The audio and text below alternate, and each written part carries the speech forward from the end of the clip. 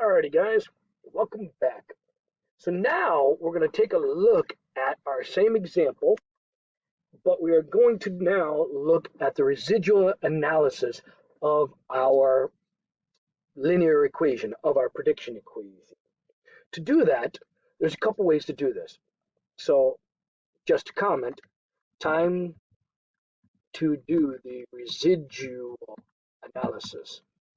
And to me, that means that it's time to do the LINE check, the line check. So first and foremost, we can build the residual plot by going, residual 1 will load up the residuals of the map. Our map was called cost line 1. Please watch video 1 of this to see the previous part.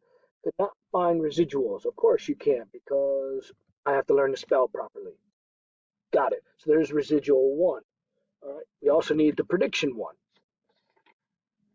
The prediction 1 will be the predicted values, so the predicted values of our map, cost line 1. And once we have the residuals and the predicted values, we can make a plot of the predicted versus the residuals. That plot you see is over on the right. Well, in this plot, we could do the L and the E check. Let me do a hashtag here. First, you have the comment about the linear part. Well, the linear part represents, if I look left to right on the graph to your right here of the predicted versus the residuals, do I see any discernible pattern? The answer is, as I look left to right, the scatter is roughly the same. So I'm going to say this is really a nice plot of scatter with no patterns. And that is good. So linearity is good. Let me go to the E of equal variance. Might as well have it since I'm already here. Equal variance. So equal variance is all about the growth or the spread. So as I look left to right, is there a growth or is there a spread, a decay, a growth or decay in the residuals? So as I look left to right, is there a growth or decay? The answer is, for the most part, the spread stays between negative 20 to 20. There really is not a growth, so there's no growth or decay in the spread, and that is good. So far, we've got 2 checks right off the bat.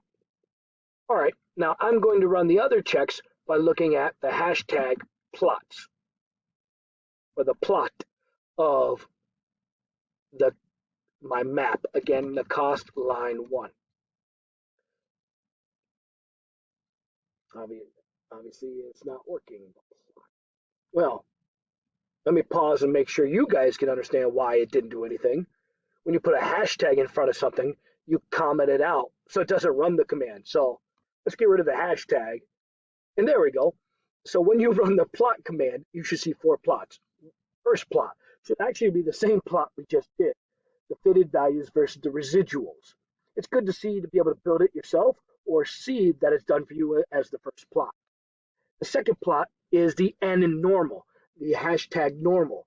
And what I'm looking for is my data roughly around that line. And for the most part, it looks roughly along that line. So that tells me my normality is pretty intact. I'm happy.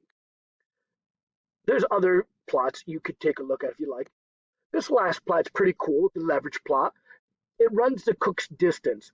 And so what you should see if you're worried is you should see 2 curves where if you get too far into these curves, and that's why you don't see them, there's these 2 curves out here. If you see a point across from these curves, you would say you'd have an influential or potentially an outlier. We have nothing of that sort, and that's why you do not see any type of Cook distance. Notice Cook's distance is a dotted line. That's important to me when I do a thorough investigation and I want to look for potential outliers. Looking at this visually, according to Cook's distance, there are no outliers. I do not see the dotted lines for the Cook's distance, which means none of these points are actually past the dotted lines, which means, as far as I can determine, there are no outliers or influential points in this data set. And that's, good news to know. So let me make a lasting comment about normal.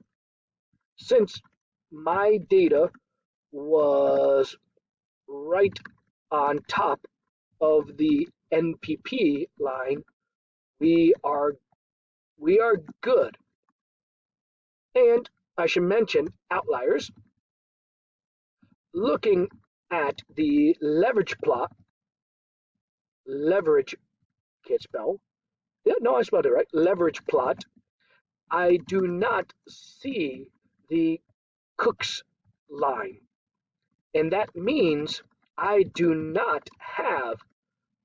don't have outliers or influential points. And that's good to know. Yes, you can run the Cook's distance and plot it just to verify that again if you like. But I'm looking at this visual plot right here. Now, there's only one thing left, right? We have to talk about independence. And once we get that confirmed, we have then confirmed all the 4 rules of linear regression, and then everything in my part 1 of my video about the prediction line, the slopes, the t-test, the r-squared, and the confidence intervals are all confirmed. This is what we're doing here in part 2 of this video. We are running the assumptions.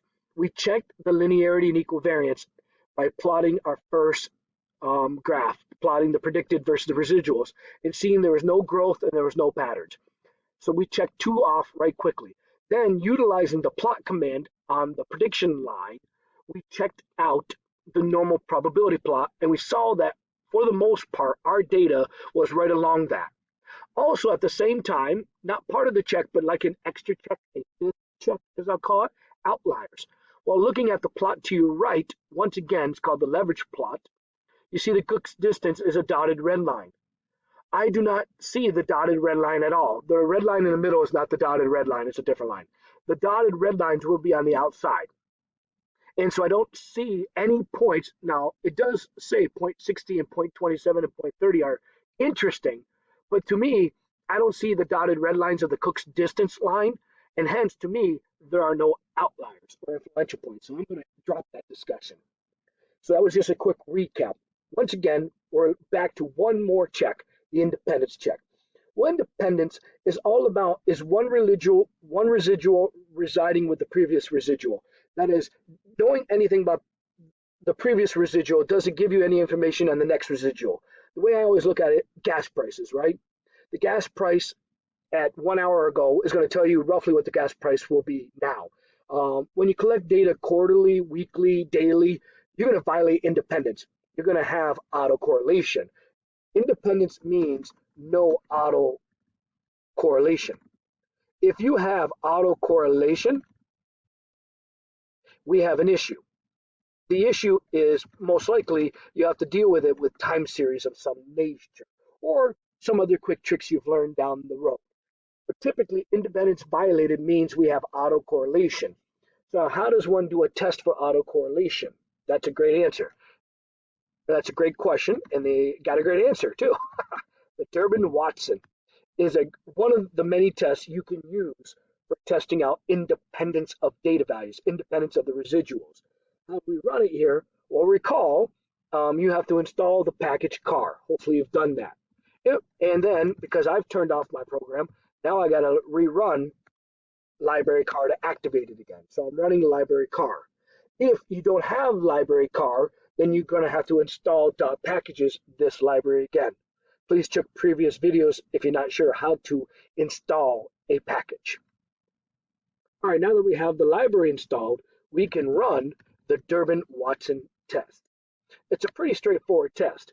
You tell it the prediction line, and it will run to determine if there is an issue with autocorrelation.